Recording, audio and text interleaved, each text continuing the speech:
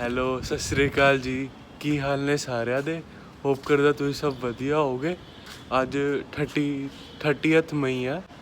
मैंने अपनी introductory vlog में कहा था कि मैं डेली व्लॉग बनाऊंगा, बट मैंने अपने जो लास्ट टू लास्ट व्लॉग में बताया था जब मैं स्कूल गया था रोल नंबर लेने, मेरे 12th के एग्ज़ाम थे बोर्ड के, तो वो चल रहे थे और अब मेन सब्जेक्ट्स के कंप्लीट हो गए हैं। एक पेंटिंग सब्जेक्ट का रहता है, तो 6 जून को है, तो वो कर अब आगे से डेली व्लॉग आएंगे।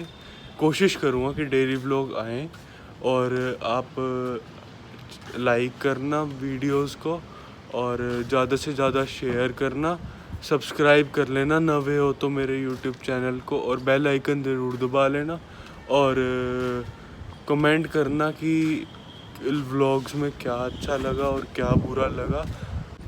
अभी बज रहे हैं सुबह के 7:30 और मैं उठ गया था, तो बहन को छोड़ने जाना था स्कूल में, और अभी आगे दिन में बहुत सारे काम करने हैं। सबसे पहले तो ये कटिंग और ट्रिमिंग करानी है आज, तो थोड़ी देर में वहाँ जाएंगे।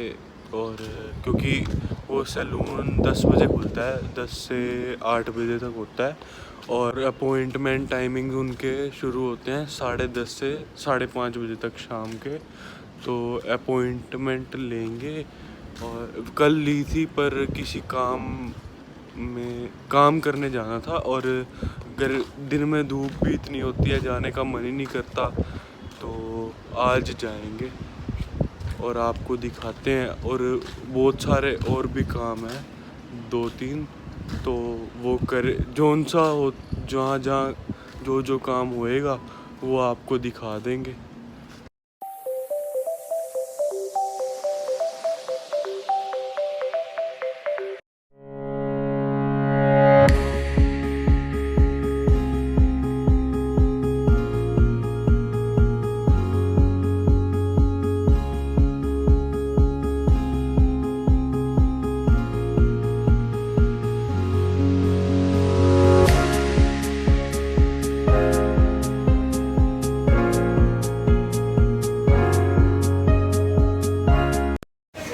गाइस आज हम आए थे the hair lounge, unisex salon है ये, दोनों मेल एंड फीमेल के लिए, तो कोई भी आ सकता है। और ये है housing board, old housing board Karnal में, तो भाई से रेफरेंस पूछते हैं।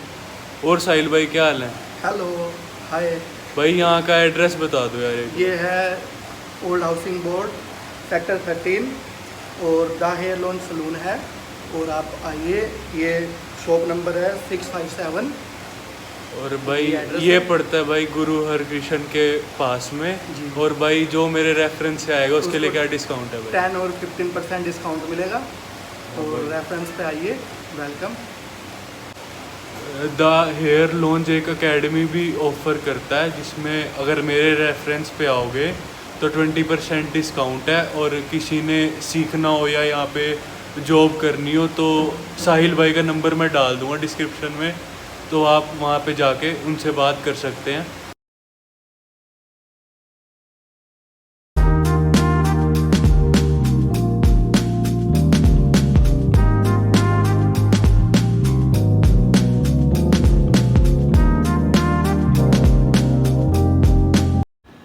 मैं छत पे आया था, इस टाइम मौसम देखो कितना बढ़िया हो रहा है।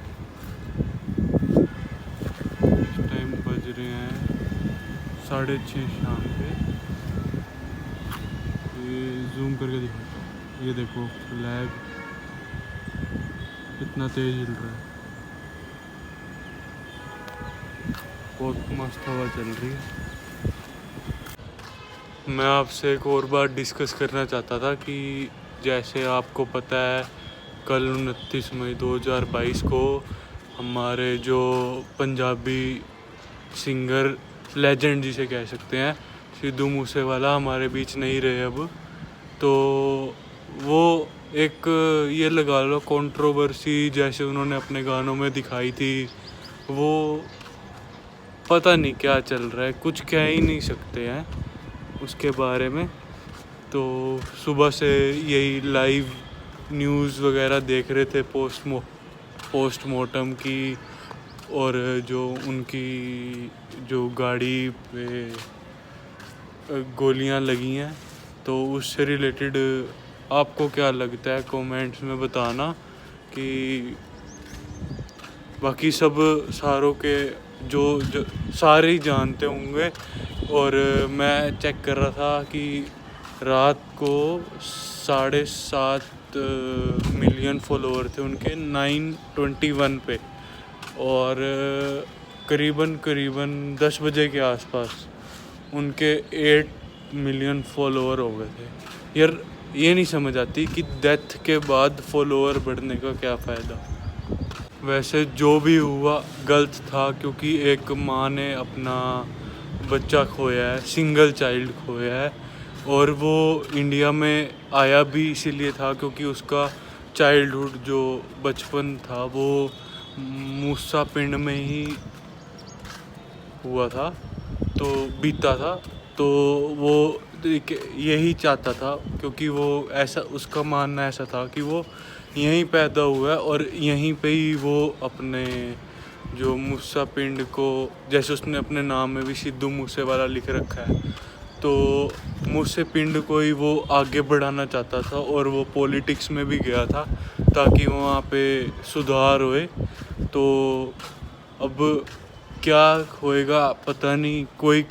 कई न्यूज़ में ये आ रहा है कि ये सब पॉलिटिक्स है, कहीं कुछ आ रहा है जैसे बहुत सारी पता नहीं कितनी गोलियां वहाँ लगी हैं, और अब दिखा रहे हैं कि जो उसकी पिस्टल में से भी, उसके पास जो पिस्टल थी वो भी बिल्कुल एंड तक खाली हुई है। मतलब उसने अपने डिफेंस के लिए उनको रिवर्ट बैक तो दिया।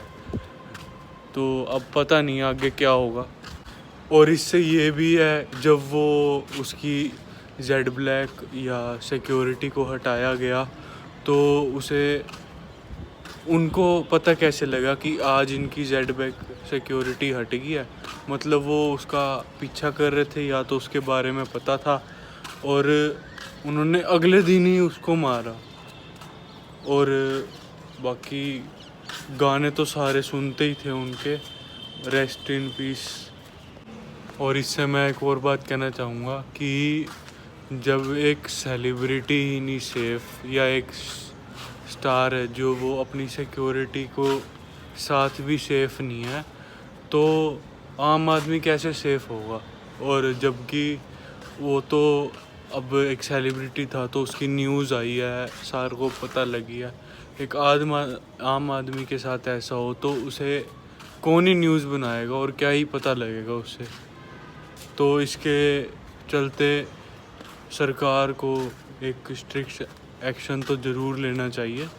बाकी जैसा होगा सारों को न्यूज़ पे पता चलता रहेगा।